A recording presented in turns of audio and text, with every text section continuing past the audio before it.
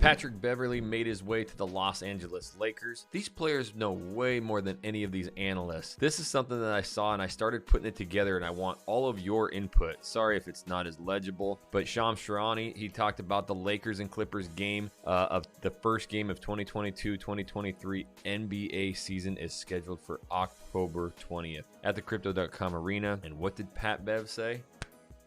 This was over 2 weeks ago. The other thing that Shams Charania, that's a tough name to say, he also tweeted that Kevin Durant was holding up the entire trade block. So this means that Pat Bev knew he was going to be a Laker over 2 weeks ago and was just waiting for this whole Kevin Durant drama to unwind, to unfold itself. And obviously, he's going to stay in Brooklyn. That, what does that mean for Kyrie? But since this player knew he was going to be traded 2 weeks ago, and the biggest hatred in the NBA rivalry is Pat Bev and Russell Westbrook. What does this mean? That's what we're going to be discussing, but at the same time, I am going to be asking you guys what you've heard out there about the Los Angeles Lakers and their trade requests coming up before training camp. I am the NBA white guy. I talk all things NBA hoops from a hooper's perspective. And if you like that kind of content, then make sure that you tap that subscribe button and you click the bell so you're notified every time I do a new video.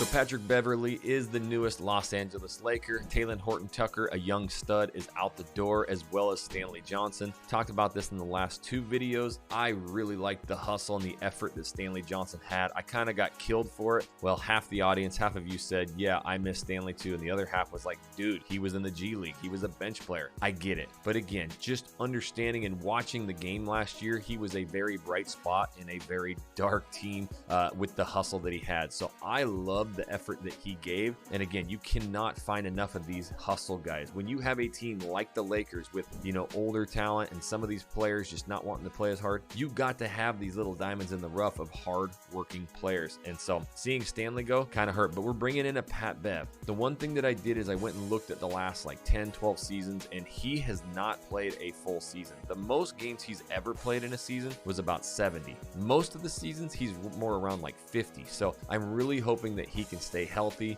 enough from a standpoint to where he can give us 2 games in a row, maybe that 3rd game he sits. But this is something that we need him, we need AD, we need Braun making it all the way to the end of the season. But let's talk about this real quick. Patrick Beverly is coming into the Los Angeles Lakers locker room. The Russell Westbrook Patrick Beverly relationship is not going to mend. These two dudes 100% hate each other. The games that they have played together is actually some of the most enjoyable content you will see because they are at each other's throats. So this is not going to work out. You got to think that Russell Westbrook is sitting there going, man, I'm out of here. I'm gone, right? So that's the first comment that I want you guys to put down below. I think Russell Westbrook is 100% not a Laker before training camp. This could happen today. We don't even know, but I think Russell Westbrook is out the door. The most likely trade out there that I keep reading about, hearing about, and I'm sure you do too, is the Indiana Pacers. Now, I thought they were going to do this massive overhaul with the Utah Jazz. The Utah Jazz, I don't know which side won that trade because look, if you look at it just from, a paper perspective or actually the perspective of the future, I think THT is going to be a monster, but he never would have been for the Lakers. So it's how valuable was this player for our current roster and how valuable is this player going to be in the future? I think honestly they won the trade, or at least it's just a fair trade. Now you had to lose 2 players because of cap space, right? And so that's the reason they got rid of Stanley Johnson. But THT, I think he's going to go be a beast. I think the dude is going to be a future all-star, possibly the way that he was able to score the basketball. He had some 40-point nights, so he's going to, in Utah, in a rebuilding culture, be given the rock every single night and double his minutes. I think he's going to be a beast. But he was never going to do that with the Lakers, and he didn't really fit, and he had so many inconsistencies. He would come in and just be like, oh my gosh, this dude's an all-star. He's going to help the Lakers take it to the next, level, and then the next game score nothing. He kind of had that Kyle Kuzma look, but the factor that we lost him and we gained back Pat Bev, this is a dude that the Lakers desperately needed to get the dog out out of some of these people. Now, I love Darvin Ham. I think he's going to bring a mental toughness to this team, and you got to have those dogs in the locker room to,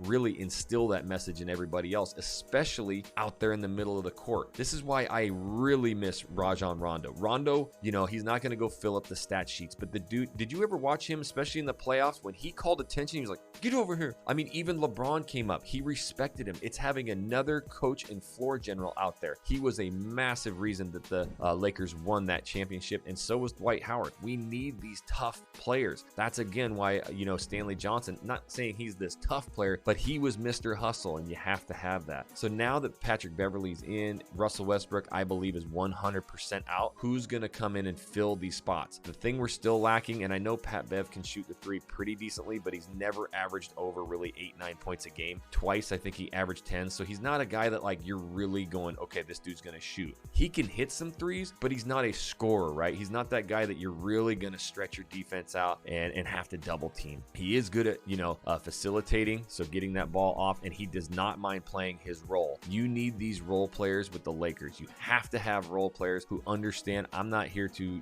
get these triple doubles like Westbrook thought, and I just want to win. So that's where he's going to be effective. But Buddy Hield and Miles Turner from the Indiana Pacers. This is the next trade that I believe and think that the Lakers should go after. Now, I think there could be some tricks up, Rob Pelinka's sleeve. We don't even know what direction he's going. Maybe they get Donovan Mitchell, but they probably would have already done that, right? But again, I think just bringing in one player isn't good. I think having a Miles Turner and getting in Buddy Hield is great. Imagine that starting lineup, with I like Kendrick Nunn, by the way. I think Kendrick Nunn's going to have an incredible season. He was one of the most ascending players in 2020, and that's why he was in a lot of these trade talks, because other teams know that. Miles Turner coming in and starting at that 5 position. Now, I also read another stat. In the last 5 years, Buddy Hield leads the league in 3-point. Now, I also read this statistic the other day when obviously these trades are coming up, that in the last 5 years, Buddy Hield is in the top 3 when it comes to field goal percentage behind the arc. So he is one of the top 3-point shooters in the league. That again, mentally, whether he goes through streaks or not, whether he can shoot 44% or 39%, defenses have to respect that. You're going to have 2 guys. You're going to be doubling. You're going to have to bring centers out and show hands, right? This is what spreads the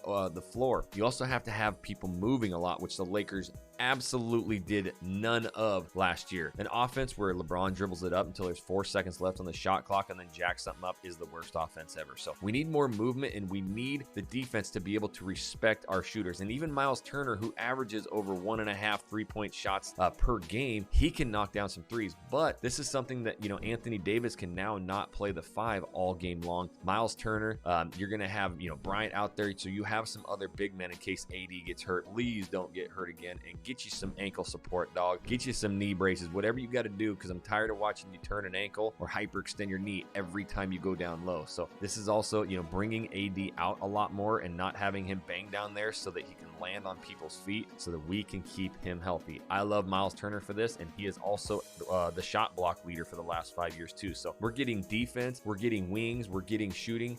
That is an incredible trade. Again, you need to comment down below. What are you hearing, or what do you actually think is the best possibility period for the Lakers? Now, I personally like an overhaul with Utah, where they brought in Pat Bev, get Jordan Clarkson, Conley, and you actually get Bogdanovich. That was something that where you're going to get way more depth and you have a lot of shooting. But, even just getting Hield and Turner, I think this is going to really increase our shooting, and it's going to spread the floor a lot more so that, LeBron can do this drive and kick. Now, Kendrick Nunn, again, this is somebody, he's like a baby Kyrie. This is a dude who can dribble and get to the paint. He is very good at finishing.